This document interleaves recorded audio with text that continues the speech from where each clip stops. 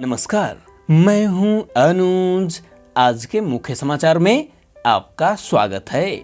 उच्च शिक्षा को मिलेगी गति, थमेगा पलायन। देश के ज्यादा से ज्यादा युवाओं को उच्च शिक्षा से जोड़ने और उन्हें देश में ही अच्छी शिक्षा मुहैया कराने की दिशा में विश्वविद्यालय अनुदान आयोग यानी यूजीसी ने पहल तेज कर दी है। सभी उच्च शिक्षण संस्थानों से अपने विकास का एक खाका तैयार करने को कहा गया। आगामी वर्षों में वे संस्थान को किस रूप में देखना चाहते हैं, इसके लिए उन्हें किन किन चीज़ों की जरूरत होगी, अपने संस्थान में कितने छात्रों को और किन किन विषयों की शिक्षा दे सकेंगे, यूजीसी ने इसके लिए एक गाइडलाइन भी जारी की है। इस आधार पर ही संस्थानों को अपने भविष्य की योजना तैयार करने को कहा गया है। यूजीसी ने यह पहल तब की है जब देश को 2047 तक विकसित बनाने का लक्ष्य निर्धारित किया गया है। इसके लिए उच्च शिक्षा के सकल नामांकन अनुपात यानी GER को भी विकसित देशों के मुकाबले खड़ा करना है, जो अमेरिका में मौजूदा समय में 88, ब्रिटेन में 60, जर्मनी में 70 और कनाडा में 69% है। यानी इन देशों में उच्च शिक्षा हासिल करने की आयु वर्ग वाले प्रति 100 युवाओं में यह संख्या है। वहीं भारत में मौजूदा समय में उच्च शिक्षा का GER 28.4% है, जो इन विकसित देशों के मुकाबले काफी कम है। हालांकि राष्ट्रीय शिक्षा नीति NEP के तहत केंद्र सरकार ने इस दिशा में पहल तेज की है।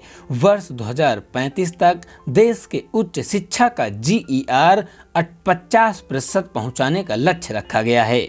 मोदी सरकार के पिछले 10 वर्षों में इनमें बढ़त दर्ज हुई है, जो 2014-15 में 23.7% से बढ़कर हाल में जारी हुई 2021-22 की रिपोर्ट में 28.4% हो गई है। यूजीसी ने इसके साथ ही सभी संस्थानों को भारतीय ज्ञान परंपरा, शोध, कौशल विकास और इंडस्ट्री की जरूरतों को ध्यान में रखते हुए आगे बढ़ने की योजनाओं पर भी काम करने को कहा है। संस्थानों को शिक्षकों की संख्या, लैब, पूर्व छात्रों के नेटवर्क, डिजिटल सुविधाओं को जुटाने सहित उन सभी विश्व स्तरीय मानकों के आधार पर भी तैयारी करने के निर्देश दिए हैं, जिसके चलते मौजूदा समय में हर साल देश से बड़ी संख्या में छात्र पढ़ाई के लिए विदेशी संस्थानों की ओर रुख कर लेते हैं। मौजूदा समय में देश में करीब 1100 विश्वविद्यालय और करीब 45,000 कॉलेज हैं। 9वीं से 12वीं तक के शिक्षकों के लिए भी अब TET होगा अनिवार्य। स्कूली शिक्षा की गुणवत्ता को बेहतर बनाने की दिशा में केंद्र सरकार ने एक और बड़ा फैसला लिया है। इसके तहत स्कूलों में 9वीं से 12वीं कक्षा तक पढ़ाने वाले शिक्षकों को भी अब TET यानी टीचर्स एलिजिबिलिटी टेस्ट देना होगा, जो अगले शैक्षणिक सत्र 2024-25 से प्रभावी होगा। अभी तक स्कूलों में 1ली से 8वीं कक्षा तक पढ़ाने वाले शिक्षकों के लिए ही TET अनिवार्य था। फिलहाल यह व्यवस्था केंद्रीय स्तर पर लागू होगी, जिसे राज्य भी अपना सकेंगे।